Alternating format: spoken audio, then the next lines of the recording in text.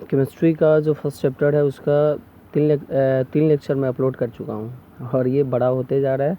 तो आपको ये एक और लेक्चर है, जैसे क्या है उसमें मैं फर्दर जो क्लासीफाई करवा रहा था, आपको पहले करवाया था मैं 4 टाइप का मैं रिएक्शन बताया था।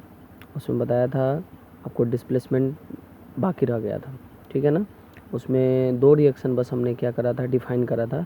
और यहाँ पे 2 रिएक्शन हम लोग का बाकी रह गया है, जो कि है फर्स्ट में 3rd नंबर है जो हम लोग का डिस्प्लेसमेंट रिएक्शन। बार बार मैं लिख के बता रहा हूँ, पहले लिख लेता हूँ कि ज़्यादा टाइम कंज्यूम ना हो आप लोगों को समझने में। तो क्या हो रहा है कि डिस्प्लेसमेंट रिएक्शन किसे कहते हैं, तो उसको आइए जानते हैं। When a more reactive element displaces a less reactive element from its solution such as a, जैसे मान लीजिए यहाँ तक आप रुक जाइए, ऐसे इसको इससे ऐसे डिफाइन कर सकते हो। When a more reactive element displaces a less reactive element from its solution. अगर क्या कर आप कोई किसी रिएक्शन में देखते हो तो क्या मतलब जिस रिएक्शन में, किसी एक रिएक्शन में अगर क्या करा जाए, कोई मोर रिएक्टिव आपको 3rd चैप्टर में पढ़ाया जाएगा, जब मेटल और नॉन मेटल जब पढ़ाया जाएगा तो उसमें बताया जाएगा रिएक्टिविटी सीरीज। क्या बताया जाएगा, हिंदी में बोलते हैं सक्रियता श्रेणी।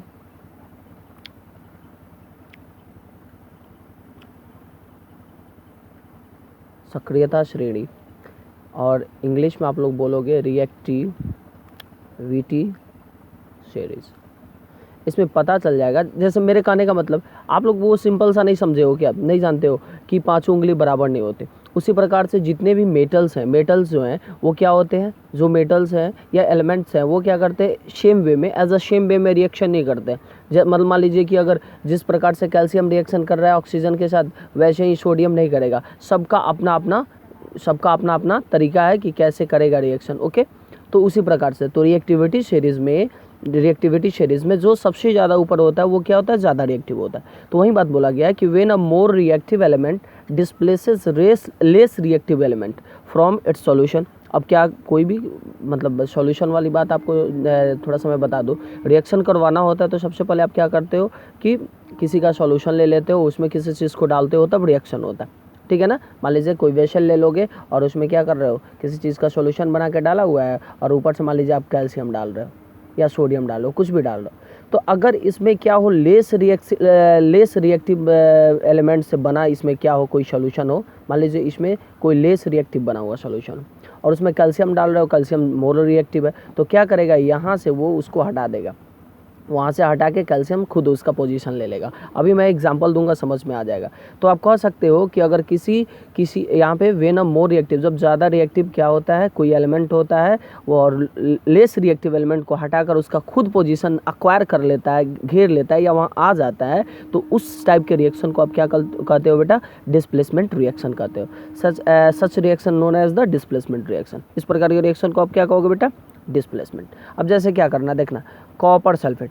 अब रिएक्टिविटी सीरीज में अब यहाँ पे जो फेरस है, आयरन जो है वो कॉपर से क्या है, ज़्यादा रिएक्टिव है, कॉपर से ज़्यादा रिएक्टिव है, और इसका आपने क्या ले रखा है, सॉल्यूशन ले रखा है। जैसे ही इसके सॉल्यूशन में aqueous सॉल्यूशन आपने ले रखा है, जैसे ही इसके सॉल्यूशन में आप क्या करोगे, फेरस डालोगे, आयरन डालोगे, तो कॉपर को हटा देगा, कॉपर को क्या कराइए, डिस्प्लेस कर दिया, और आफ्टर ऑल FeSO4 बना लिया। आपने देखा उसको, उसके ऐसे बोल सकते हैं ना, कोई ऐसा बंदा दबंग बंदा आया, दबंग वैसे बच्चों को नहीं बोलना चाहिए, तो क्या आया, दबंग बंदा आया और क्या करा कि किसी को कमज़ोर वाले को हटा के उसका पोजीशन ग्रहण कर लिया। तो यानी क्या है, ये हाईली रिएक्टिव है, लेस रिएक्टिव कॉपर को हटा दिया और उसका पोजीशन घेर लिया, वही बात है। नेक्स्ट इसी में एक रिएक्शन है, जैसे क्या है, आपने कॉपर सल्फेट फिर से ले लिया और रिएक्टिविटी सीरीज में इसका क्या होता है, रिएक्टिविटी ज़्यादा होता है जिंक का। जिंक जैसे कॉपर सल्फेट में डालोगे और वो क्या करेगा, जिंक उसको क्या करेगा, रिप्लेस करके और खुद ZnHO4 बना लेगा।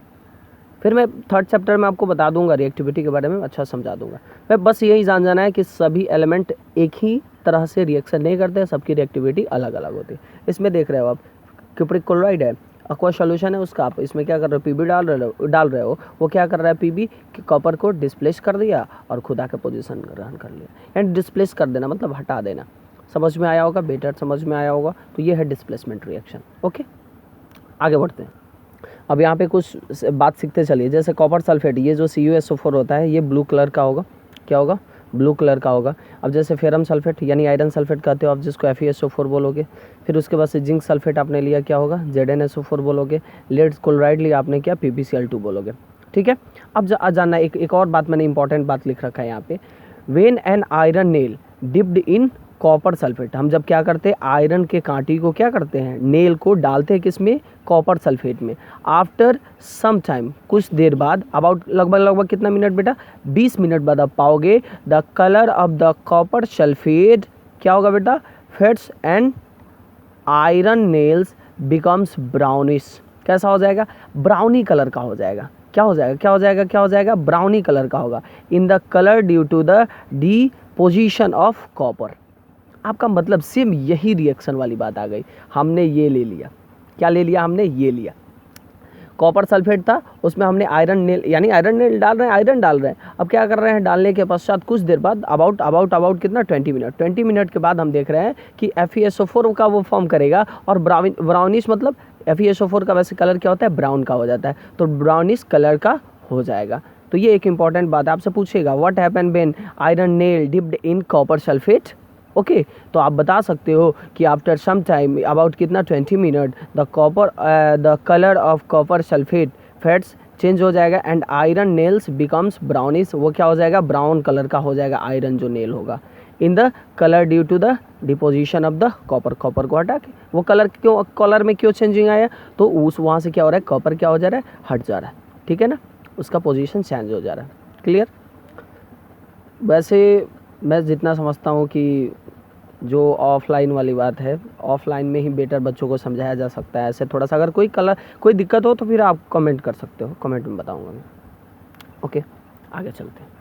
अब पिछले वीडियो में हमने एक्सोथर्मिक के बारे में बता दिया था, एक्सोथर्मिक केमिकल रिएक्शन। एक्सोथर्मिक तो कुछ बच्चे कमेंट कर रहे थे, कुछ हमसे फ़ोन करके भी बोले थे कि सर थोड़ा इसको आप लिख के बताया करो, तो मैं इसको लिख के बता दे रहा हूँ। एक्सोथर्मिक केमिकल रिएक्शन में क्या है, reaction in which energy is absorb, क्या हो रहा है, endothermic, sorry oh my God, endothermic है।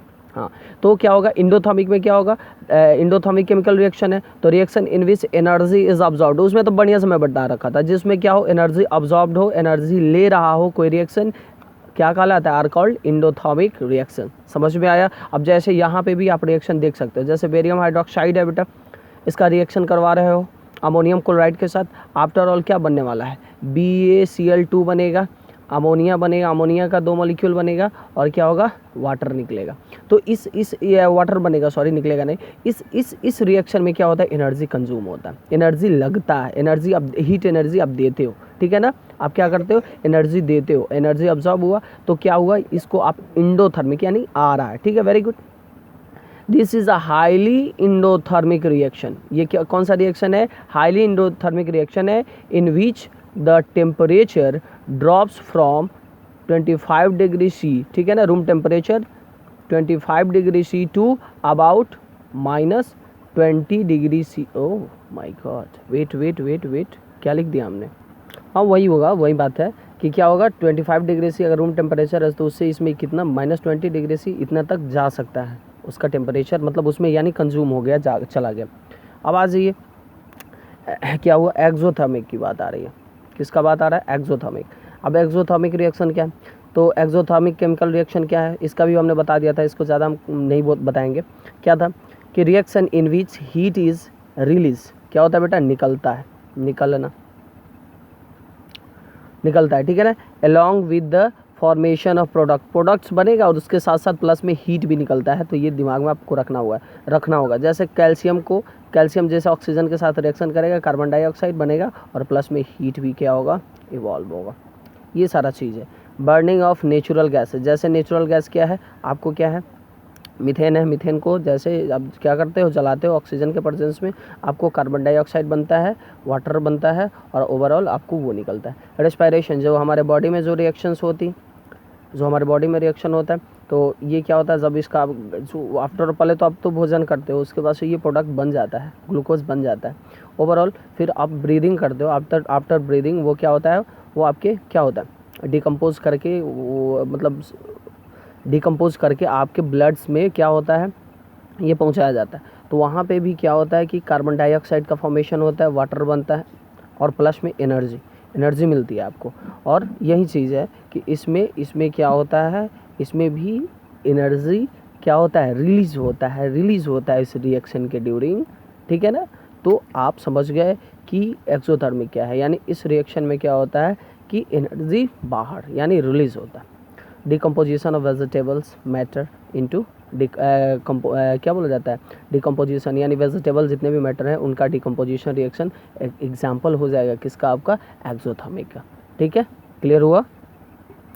अब जैसे ऑक्सीडेशन एंड रिडक्शन की बात आती है, ऑक्सीडेशन रिडक्शन की जो बात आती है, तो वैसे जब आप सीनियर क्लासेज में आओगे तो टीचर्स पढ़ाएंगे, हम भी पढ़ाते हैं बच्चों को, एक ट्रिक देते हैं लियोगर, ठीक है ना।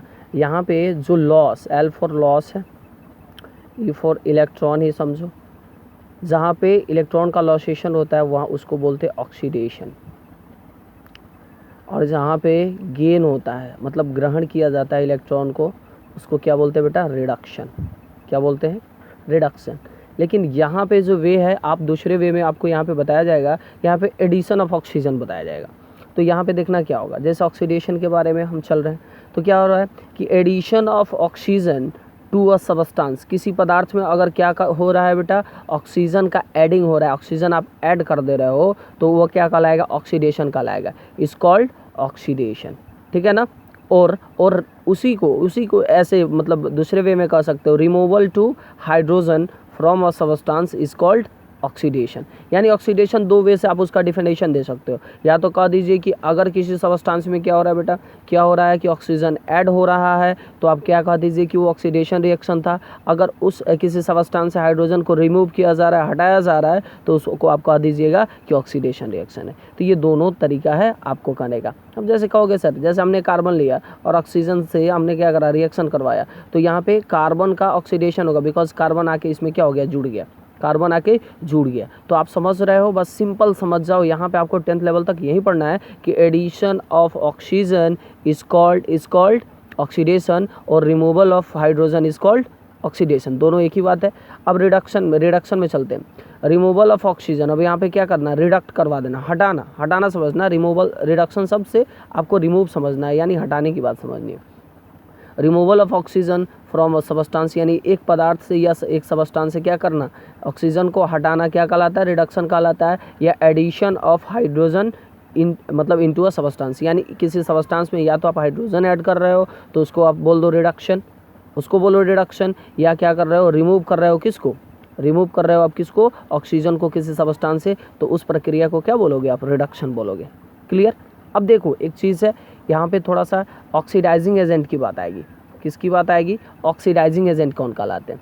तो मैं लिख रखा हूँ यहाँ पे, the substance which gives oxygen for oxidation, यानी ऑक्सीडेशन करवाने के लिए जो सबस्टांस कहता है, लो भाई जो देता है आपको, लो ये ऑक्सीजन मैं दे रहा हूँ, तो वही सबस्टांस, जैसे मान लीजिए मैं कह दूंगा, वैसे एक इलॉजिकली बात करो, अगर कोई यहाँ पे क्या ए नाम का कोई एलिमेंट है, इसके साथ ऑक्सीजन है, और आप ओवरऑल ये अलग हो गया इससे ऑक्सीजन, ये कहा बी को तुम ये ले लो, तो ये ए जो होगा यहाँ पे ऑक्सीडाइजिंग एजेंट का वर्क करेगा। क्या करेगा,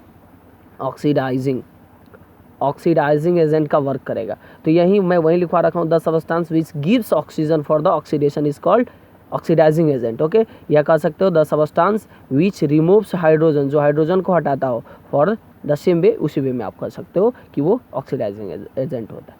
रिड्यूसिंग एजेंट वैसे ही है, वैस वर्षा कर सकते हो। अब जैसे क्या है, the substance which gives hydrogen for reduction, वह सबस्टांस जो क्या करे, हाइड्रोजन दे। मैं जैसे भी बोला ना कि ए के पास हाइड्रोजन मौजूद है, बी के साथ रिएक्शन कर रहा है, और क्या कर रहा है भाई, चल मैं तेरे को क्या दिया, हाइड्रोजन दिया।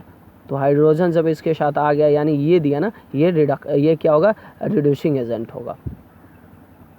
यानी क्या, the substance which gives hydrogen for reduction के लिए जो हाइड्रोजन देता है वही रिड्यूसिंग एजेंट होता है। या कह सकते हो the substance which removes oxygen for the, वैसे ही आप बोल सकते हो कि रिड्यूसिंग एजेंट कहलाता है। ओके, अब चलो इस बात को फर्दर समझने के लिए काम करते हैं। जैसे हमने MnO2 लिया और HCl लिया, आप ओवरऑल आपको क्या बना, MnCl2 बना, वाटर बना और क्लोरीन बना ना। तो इसमें आप पूछ सकते हो कि किसका ऑक्सीडेशन हुआ, किसका रिडक्शन हुआ, कौन क्या करवाया, ठीक है, इसको जानते हैं। तो सबस्टांस कौन सा यहाँ पे कौन ऑक्सीडाइज हुआ है, यानी ऑक्सीडाइज होकर ये बना, देख रहे हो ना, HCl क्या हुआ है ऑक्सीडाइज हुआ है, यानी इसमें आके क्या हुआ, HCl क्या हुआ है, इसमें आके वाटर ऐड हुआ, तो HCl का क्या हुआ है, HCl जो है वो ऑक्सीडाइज हुआ है। कौन सा रिड्यूस्ड हुआ है, तो Mn2 से क्या हटा है, ऑक्सीजन हटा है, तो ये इसका क्या हुआ है, रिडक्शन हुआ है। और क्या रिड्यूसिंग एजेंट का वर्क कौन किया है, रिड्यूसिंग एजेंट का वर्क कौन किया है, तो रिड्यूसिंग एजेंट का वर्क भी किया है कौन, HCl किया है। ऑक्सीजन को हटा रहा है ना, यहाँ से ऑक्सीजन को हटा रहा है कौन, HCl, ठीक है ना, तो यह रिड्यूसिंग एजेंट का वर्क किया है, ठीक है ना। ऑक्सीडाइजिंग एजेंट का वर्क कौन किया है, कर है भाई MnO2 कर है, ले भाई मैं तेरे को क्या कर दिया, मैं आपको क्या कर दिया, ऑक्सीजन दे दिया, तो ये ऑक्सीडाइजिंग एजेंट का काम कर रहा है। तो आपको ओवरऑल बहुत अच्छे से समझ में आया होगा, ठीक है। अब ऑक्सीडेशन और रिडक्शन, अगर ऑक्सीडेशन और रिडक्शन साथ में हो, जैसे देखो आप यहाँ पे क्या हो रहा है, ऑक्सीडेशन भी हो रहा है, हाइड्रोजन में क्या हो गया, ऑक्सीजन आके ऐड हो रहा है, यहाँ से कॉपर ऑक्साइड से क्या कॉपर ऑक्सीजन हट रहा है, तो यहाँ पे देख रहे हो, यहाँ पे ऊपर में क्या, इसको हमने लिख दिया रिडक्शन, ऑक्सीडेशन हो रहा है क्या, जिसमें ऑक्सीडेशन किसको कहते हैं, जिसमें क्या होता है, ऑक्सीजन ऐड होता है, तो ऐड हो गया, तो इसका ऑक्सीडेशन हो रहा है। ये क्या हो रहा है, यहाँ से कॉपर ऑक्साइड से ऑक्सीजन हट गया, तो यहाँ पे रिडक्शन हुआ, क्लियर। तो यहाँ पे कौन कौन क्या हुआ है उसके बारे में भी जान जाओ। सबस्टांस ऑक्सीडाइज कौन हुआ है, तो हाइड्रोजन ऑक्सीडाइज हुआ है, कौन रिड्यूस्ड हुआ है, तो कॉपर ऑक्साइड रिड्यूस्ड हुआ है। सेम उसी प्रकार से जितने भी आप एग्जांपल ले लो यही हुआ है, यहाँ पे आप समझ सकते हो। अब एक चीज़, दोनों के कंबाइन फॉर्म को यानी ऑक्सीडेशन प्लस में रिडक्शन, ये कहलाता है बेटा रेडॉक्स। आपसे कोई पूछे कि रेडॉक्स क्या है, तो कहना जिस रिएक्शन में दोनों वर्क हो रहे हैं, दोनों प्रक्रियाएं हो रही हैं, उसको आप लोग रेडॉक्स बोलोगे, ओके। अब ये क्यों सर हमको ऑक्सीडेशन क्यों पढ़ना है, क्या ज़रूरत है, तो आपको यहाँ पे बताया जाएगा। एक बहुत ही प्रचलित आपको क्या है चीज़ मिलेगा, अभी फर्स्ट चैप्टर में आपको मिलेगा, जिसको आप लोग हिंदी में विकृत गंधिता बोलते हो, यानी ऑक्सीडाइज होना। जितने भी ऑयली सबस्टांस होते हैं, वैली सबस्टांस जितने भी होते हैं, तो उनमें क्या होता है कि अगर कुछ दिन बना के वैसे खुले में छोड़ देते हो, तो वो क्या, उसका ऑक्सीडेशन हो जाएगा। अगर क्या हो जाता है, ऑक्सीडेशन हो जाता है बेटा, ऑक्सीडेशन होता है, तो उसमें एक अरुचिकर गंध आ जाती है। क्या आ जाती है बेटा, अरुचिकर गंध आ जाती है, वो यानी उसका आप ऐसे टेस्ट मतलब अजीब हो जाता है, ख़राब हो जाता है, तो वो हम समझते हैं क्या हो गया है, ऑक्सीडाइज्ड हो गया है। क्या हो गया है, ऑक्सीडाइज्ड हो गया है। समझ में आया, तो आप उसको क्या बोलते हो, जिसको आप लोग रेंसिडिटी बोलते हो, यानी अरुचिकर गंध आ जाता है, ठीक है ना। जितने भी ऑयल से चीज़ आप घर पे भी बना के, वैसे आप जो भी करते हो, जैसे ऑयल से चीज़ बना के रख दिया 2-3 दिनों तक, क्या होता है, कुछ दिन बाद उसमें अरुचिकर गंध आ जाती है, तो वो क्या कहलाता है, रेंसिडिटी। एक शब्द है, यानी हिंदी में बोलते हैं विकृत गंधिता,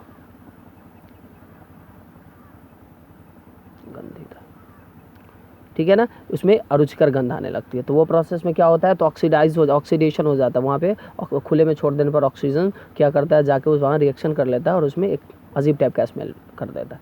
तो वहाँ पे उसको बचाने के लिए आप लोग फूड प्रिजर्वेटिव का यूज़ करते हो। फूड प्रिजर्वेटिव के बारे में आप लोग को पता है कि क्या होता है फूड प्रिजर्वेटिव। तो फूड प्रिजर्वेटिव वैसे सबस्टांस होते हैं जो आपके जो मतलब मान लीजिए आपके क्या हैं, आपके जो खाने वाले पदार्थ हैं उनको ऑक्सीडाइज होने से बचाते हैं और उसमें उसका टेस्ट ख़राब होने नहीं देते हैं, तो वे क्या कहलाते हैं, फूड प्रिजर्वेटिव। जैसे आप उसमें हल्दी ले सकते हो, बहुत कुछ गैसें, अक्रिय गैसें आप लगा सकते हो। Okay bye.